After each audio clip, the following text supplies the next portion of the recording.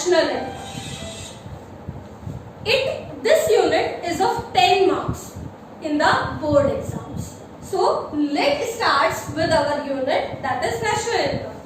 सबसे पहले हमें पता होना चाहिए जब हम यूनिट स्टार्ट कर रहे हैं कोई भी तो उसका मतलब क्या है। तो सबसे पहले हम ये देखेंगे कि नेशनल इनकम का मतलब क्या है। तो national income it refers to the sum total of factor income earned by the residents of a country during a period of 1 year.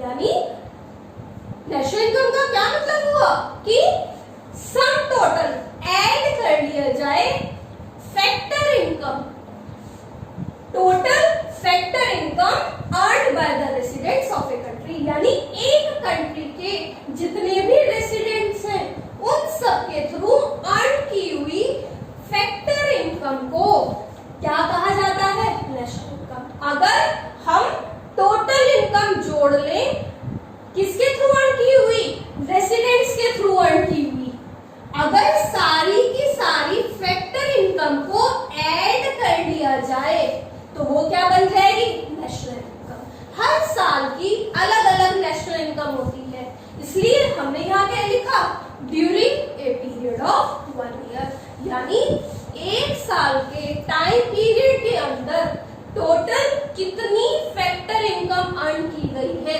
Residents के थ्रू, वो क्या कहलाएगी, national income. Clear.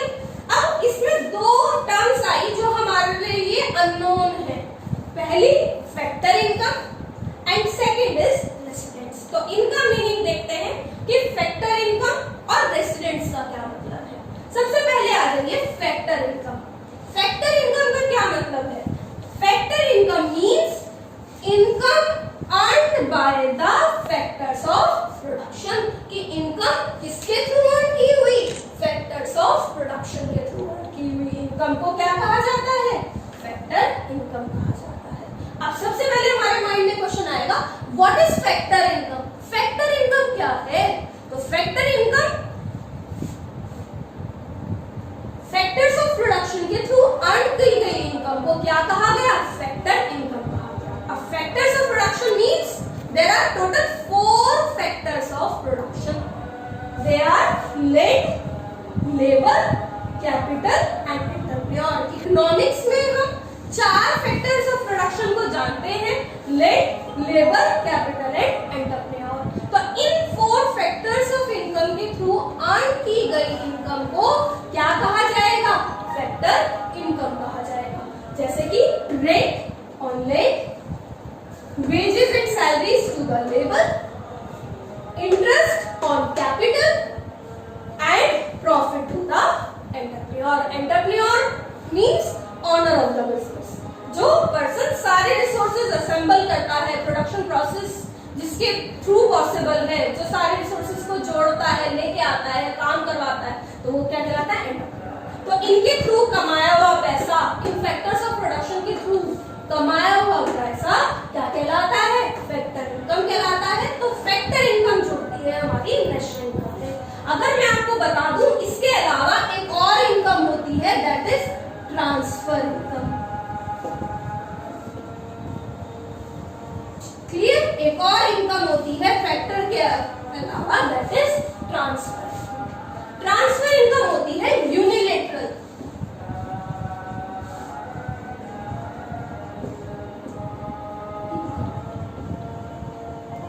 Unilateral income को कहा जाता है transfer income, that means one sided income. जो एक तरफा इनकम हो वो कहलाती है हमारी ट्रांसफर इनकम। क्लियर। जैसे कि for example gifts, donation, charity, remittances.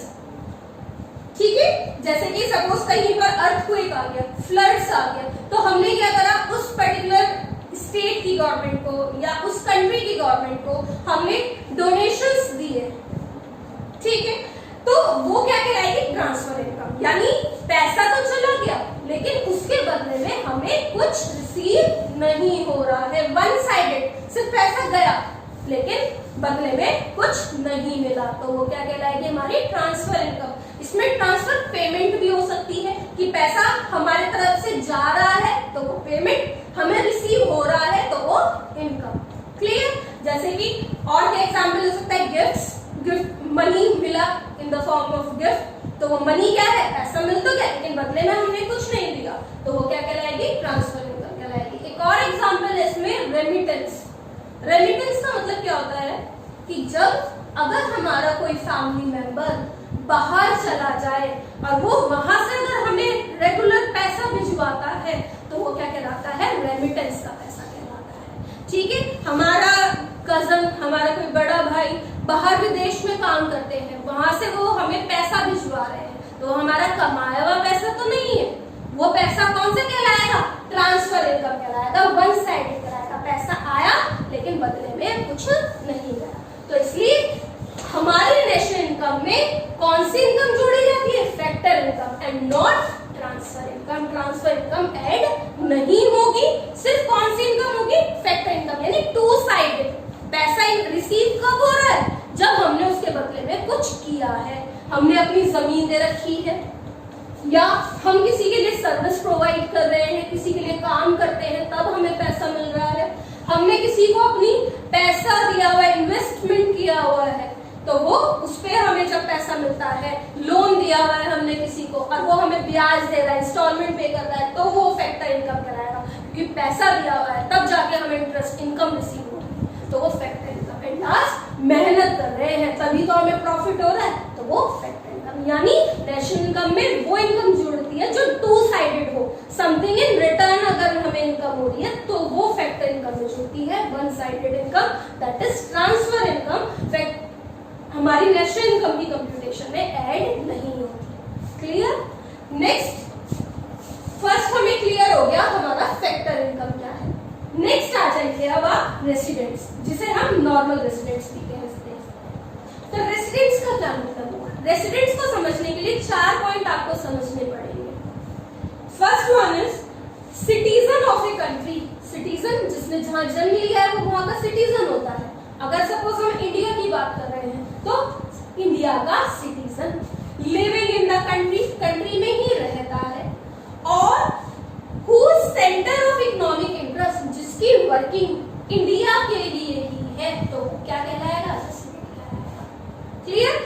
जैसे कि जिसने यहाँ जन्म लिया, यहीं पर रहता है और जिसका जो भी काम है वो भी यहीं पर है, तो वो रेसिडेंट कहलाता है। दूसरा, इसके अलावा और क्या हो सकता है? सिटीजन ऑफ अनदर कंट्री, किसी दूसरे देश का citizen, living in our country. अब वो कहाँ रहता है? यहाँ पर हमारे देश में आकर रह रहा है और उसे यहाँ रहते हुए 1 साल से ज्यादा हो गया है, और अब वो जो काम करता है वो हमारे देश के लिए ही कर रहा है, तो वो क्या बन गया? यहाँ का रेसिडेंट बन गया, भले ही उसने यहाँ पर जन्म नहीं लिया। Next, citizen of our country, हमारे यहाँ का citizen, living in another country, किसी दूसरे कंट्री में रह रहा है लेकिन अभी उसे वहां रहते हुए 1 साल से ज्यादा नहीं हुआ है, तो वो यहीं का रेसिडेंट कहलाएगा। Last, citizen of our country, हमारे यहाँ का अगर कोई सिटीजन किसी इंटरनेशनल ऑर्गेनाइजेशन में काम करता है, जैसे कि इंटरनेशनल मॉनेटरी फंड IMF और वर्ल्ड बैंक, वो हमारे कंट्री का ही सिटीजन कहलाएगा अगर वो भले ही किसी इंटरनेशनल ऑर्गेनाइजेशन में काम करता है। क्लियर? रेसिडेंट्स का मतलब। तो इसके अलावा कौन कौन लोग ऐसे हैं जो रेसिडेंट्स नहीं कहलाएंगे? स्पोर्ट्स पर्संस, फॉर एग्जाम्पल कि बाहर से कोई फुटबॉल टीम हमारे कंट्री में रह रही है और उसे यहाँ रहते हुए बहुत टाइम हो गया है फॉर स्पोर्ट्स पर्पस, तो वो रेसिडेंट्स नहीं कहलाएंगे, चाहे भले ही उन्हें 1 साल से ज्यादा हो जाए। स्टूडेंट्स स्टडिंग अब्रॉड, अगर कोई स्टूडेंट है वो अब्रॉड पढ़ रहा है, वो पढ़ाई के लिए बाहर गया है या बाहर से कोई हमारे यहाँ आया है, तो उसको रेसिडेंटशिप नहीं मिलेगी, क्योंकि वो सिर्फ किस लिए आया है? स्टडी पर्पस से आया है। इसी तरह गवर्नमेंट ऑफिशियल्स अगर मीटिंग्स के लिए बाहर जाते हैं तो वो अपने देश के ही रेसिडेंट्स कहलाएंगे, ना कि हमारे देश की। ठीक है, क्लियर है? नेशनल इनकम से रिलेटेड सारे टॉपिक्स क्लियर हो गए। अब नेक्स्ट टॉपिक पे आ जाते हैं अपने, that is domestic income. Domestic income क्या है? Domestic income it refers to the sum total of factor income earned within the domestic territory of a country during a period of 1 year। यानी जब हम domestic income की बात कर रहे हैं तो इसमें भी हमें क्या ऐड करनी है? फैक्टर इनकम ऐड करनी है। इसमें भी हमें क्या ऐड करेंगे? फैक्टर इनकम को ऐड करेंगे earned within the domestic territory। लेकिन यहाँ पर आगे की बात बदल गई। यहाँ पर मतलब क्या हुआ कि कौन सी फैक्टर इनकम अर्न करनी है? यहाँ पर रेसिडेंट्स नहीं है, यहाँ पर क्या है? earned within the domestic territory। यानी डोमेस्टिक इनकम में वो ही इनकम जुड़ेगी जो within the domestic territory earn की गई हो। क्लियर? अब डोमेस्टिक टेरिटरी का क्या मतलब हुआ कि भाई इनकम तो जोड़नी है, सारी factor income, two sided incomes, लेकिन वो कौन सी होनी चाहिए? डोमेस्टिक टेरिटरी के अंदर अर्न की गई होनी चाहिए। तो डोमेस्टिक टेरिटरी का मतलब क्या होता है? Domestic territory means the geographical boundaries of a country. यानी जैसे आपने सबने देखा है इंडिया का मैप क्या होता है, तो उसकी जो बाउंड्रीज हैं उन बाउंड्रीज के अंदर अगर कोई भी पैसा कमाया जा रहा है तो वो किस में जुड़ेगा? डोमेस्टिक इनकम में ऐड होगा। क्लियर? साथ ही साथ आपने देखा आइलैंड्स है हमारे कंट्री के इधर पास, तो उनसे अगर कोई भी पैसा कमाया जा रहा है, फिशिंग के थ्रू पैसा कमाया जा रहा है, वाटर बॉडीज के थ्रू अगर पैसा कमाया जा रहा है तो वो भी हमारी डोमेस्टिक टेरिटरी का पार्ट है। यानी वो किस में ऐड होगा? डोमेस्टिक इनकम में ऐड किया जाएगा।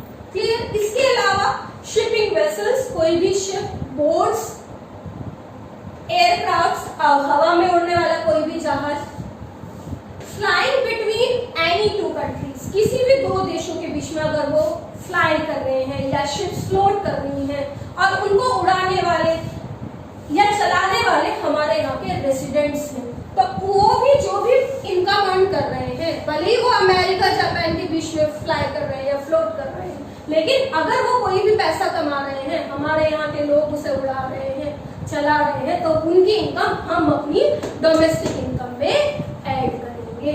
या फिर एक और चीज कही जाती है कि डोमेस्टिक इनकम में क्या जुड़ता है कि इंडियन एम्बेसी, यानी इंडियन एम्बेसीज अगर किसी भी देश में है, अमेरिका में हमारे यहाँ की एम्बेसी है, तो उस एम्बेसी की अर्न की हुई इनकम हम अपनी डोमेस्टिक इनकम में ऐड करेंगे, ना कि वो कंट्री।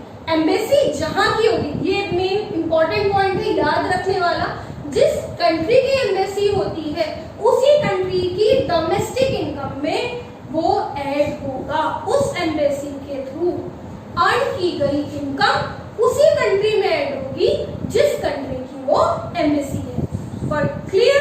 जैसे कि फॉर एग्जांपल जापान की कोई एम्बेसी हमारे इंडिया में है, तो वो जो इनकम अर्न कर रही होगी एम्बेसी, वो कहाँ पे जुड़ेगी? जापान की डोमेस्टिक टेरिटरी में, ना कि हमारी डोमेस्टिक टेरिटरी में। क्लियर? ठीक है, तो ये आपका आज का टॉपिक आपको स्टडी करना है डीपली। नेक्स्ट टॉपिक हम फिर लेके आएंगे अपनी नेक्स्ट वीडियो में। सो स्टूडेंट्स, अगर आपको मेरी आज की वीडियो अच्छी लगी हो तो इसको लाइक और सब्सक्राइब करना मत भूलिएगा। Thank you.